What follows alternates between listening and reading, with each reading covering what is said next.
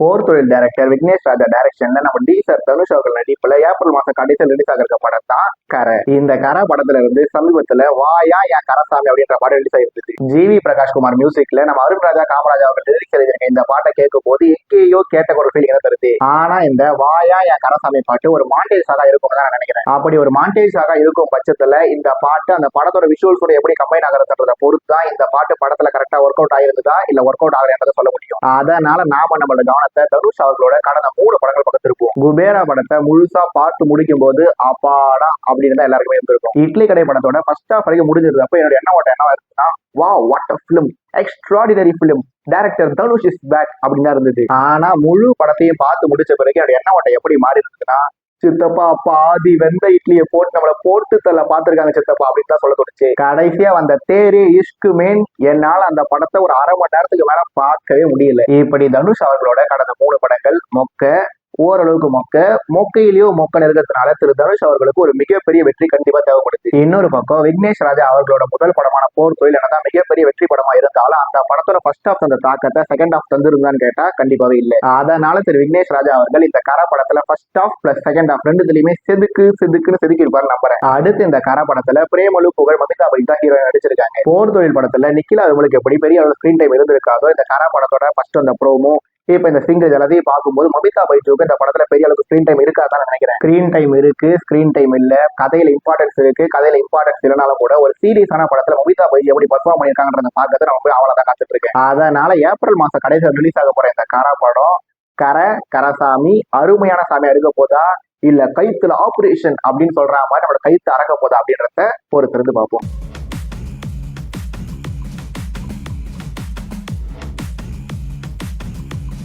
2026 காதலர் தினத்தை முன்னிட்டு சந்தோஷ் சோபன், மானசா வாரணாசி ஒரு நடிகர் ரிலீஸ் ஆயிருந்த படம் தான் கப்புள் ஃப்ரெண்ட்லி. இப்ப ஒரு மாசம் கழிச்சு இந்த படம் ஓடிடில ரிலீஸ் ஆயிருக்கு.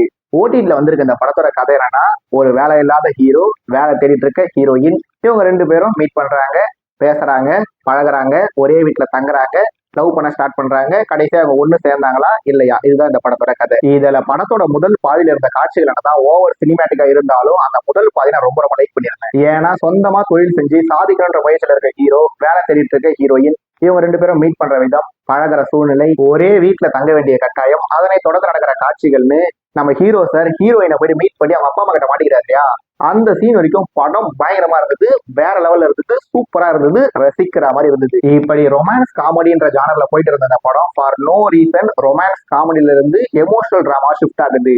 அங்க படுத்த படம் அதுக்கப்புறம் எங்கேயுமே எழுதிருக்கல. இப்படி ஜானர் ஷிஃப்ட் ஆன பிறகு வர சீன்ஸ்ல இருந்து வர மோமெண்ட்ஸ், டைலாக்ஸ், மெசேஜஸ் இது எல்லாத்தையும் நாம டைட்ல கூட குறிச்சு வச்சுக்கலாம். ஆனா நல்ல மெசேஜ் சொல்ற எல்லா படங்களும் நல்ல படங்கள் ஆகாது. இப்படி ஒரு படத்துல 2-3 ஜானரை மிக்ஸ் பண்ணி சொல்ல ட்ரை பண்ணும்போது அந்த ஜானர் ஷிஃப்ட் பிளஸ் அந்த ஜானர் மிக்சிங் ரொம்பவே கரெக்டான அளவுல இருக்கணும். ஆனா இந்த படத்துல அந்த ஜானர் ஷிஃப்ட் கரெக்டா இருந்ததுன்னா என்னை பொறுத்த வரைக்கும் கண்டிப்பா இல்லை. ஏன்னா கறி குழம்பு சாப்பிட்ட பிறகு ரசம் சாப்பிடலாம், மீன் குழம்பு சாப்பிட்ட பிறகு ரசம் சாப்பிடலாம், கறி குழம்போட ரசத்தை மிக்ஸ் பண்ணி சாப்பிடலாம். கறி குழம்பு பிளஸ் ரசம் காம்பினேஷன் நல்லா இருக்கேன்னு சொல்லி மீன் குழம்பு பிளஸ் ரசம் காம்பினேஷன் ட்ரை பண்ண எப்படி இருக்குன்றத அவங்களே முடிவு பண்ணிக்கங்க. அடுத்து சந்தோஷ் சோபன் எப்படி படத்துக்கு படம் நடிக்க ட்ரை பண்ணிட்டே வந்தாரோ அதே மாதிரி இந்த படத்துல நடிக்க ட்ரை பண்ணிருக்காரு, நடிப்பை இம்ப்ரூவ் பண்ண ட்ரை பண்ணிருக்காரு.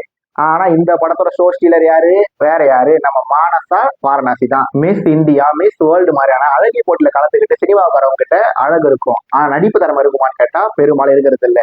ஒரு சில உதாரணங்கள் சொல்லலாம். ஐஸ்வர்யா ராய் வந்தாங்க, தீபிகா படுகோன் வந்தாங்க, மீனாட்சி சௌத்ரி வந்தாங்க கூட சொல்லலாம். ஆனா அவங்க எல்லார விடவும் மானசா வாரணாசி அழகாவும் இருக்காங்க, நல்லா நடிக்கவும் செய்யறாங்க. இது அவங்களோட வெரி செகண்ட் பிலிமா இருக்கிறதுனால இனி வரக்கூடிய காலங்களில் அவங்களோட சிறப்பான கதைகளை தேர்ந்தெடுத்து அந்த கதைகளை இயக்கிற டைரக்டர்ஸ் நம்ம மானசா வாரணாசியை கரெக்டா யூஸ் பண்ணாங்கன்னா அவங்க ஐஸ்வர்யா ராய் அந்த உயரத்தை அடைஞ்சாலும் ஆச்சரியப்படுறதுக்கு இல்லை. அதனால ஆக மொத்தம் இந்த கப்புள் ஃப்ரெண்ட்லி படத்தோட செகண்ட் ஹாஃப் ஜானர் ஷிஃப்ட் என்னதான் எனக்கு சுத்தமா ஒர்க் அவுட் ஆகலனாலும் ஃபர்ஸ்ட் ஹாஃப்ல இருந்த ரொமான்ஸ் காமெடி ஜானர் தந்த பாசிட்டிவ் ஃபீலிங்காக இந்த படத்தை நீங்க ஓடிடில ஒரு முறை ட்ரை பண்ணி பாக்குறதுல தப்பு இல்லை.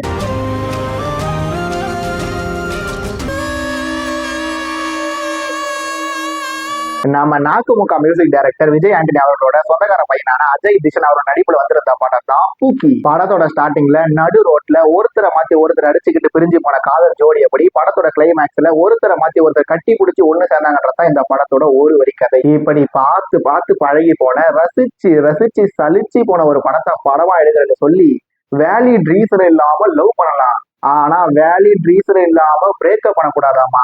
ஆனா வேலிட் ரீசன் இல்லாம இந்த பூச்சி படத்தை பார்க்க போன நாங்க என்னன்னு தெரியுமா, ரொம்ப ரொம்ப சோகமாகி போனோம். கமிட்மெண்ட், என்ஜாய்மெண்ட், என்விரான்மெண்ட், குழப்பம், ஏத்துக்க முடியாத நிலை, கோபம், கெஞ்சல், சோகம், டிப்ரெஷன், ஏற்றுக்கொள்ளுதல். மூவி பார்ப்பேன், வெப் சீரிஸ் பார்ப்பேன், பைக் ரைடு போவேன், ஜிம்முக்கு போய் சிக்ஸ் பேக் வைப்பேன், பிரேக்கப்ல இருந்து வெளியே வரதுக்காக சாப்பிட்டு தூங்குவேன், தூங்கி எழுந்து சாப்பிடுவேன், லட்சக்கணக்கில் ஷாப்பிங் பண்ணுவேன்.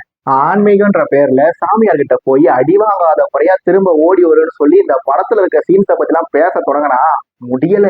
உண்மையிலே இந்த படத்துல வர சீன்ஸ் எல்லாத்தையும் கதை எழுதிதான் எடுத்தாங்களா, இல்ல தோணுன எல்லா சீன்ஸையும் எடுத்து கடைசி எடிட்டிங்ல போட்டு இந்த படத்தை எடிட் பண்ணி தரலாங்கனாலும் சுத்தமா தெரியல. ஏன்னா இந்த படத்தோட கதை, திரைக்கதை, வசனம், படத்துல வர காட்சிகள், இசை, எடிட்டிங் பேட்டர்ன் இதுல எதிலையாவது ஒரு கனெக்டிவிட்டி இருந்தான்னு கேட்டா கண்டிப்பா இல்ல.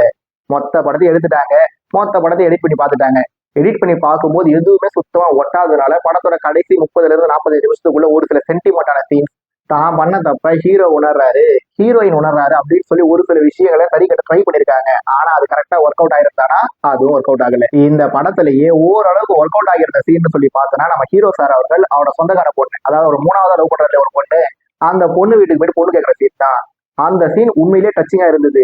ஆனா அதுக்கு அடுத்த சீன்லயே ரொம்ப ரொம்ப எமோஷனலா ஒர்க் அவுட் ஆயிருக்க வேண்டிய அந்த புது வீடு சீன் பாண்டியராஜன் அவர்களோட சுமாரான நடிப்புல சுத்தமா ஒர்க் அவுட் ஆகாம போயிருந்தது. கடைசியா படத்தோட கிளைமேக்ஸ்ல நான் உன்னோட பிரேக்அப் பண்ணலான்னு தான் வந்தேன், ஆனா நீ என்ன பூக்கின்னு கூப்பிட்டுட்டு அதனால என்னால உன்னை பிரிய முடியலன்னு சொல்லி ஒரு சீனை வச்சாங்க பாருங்க.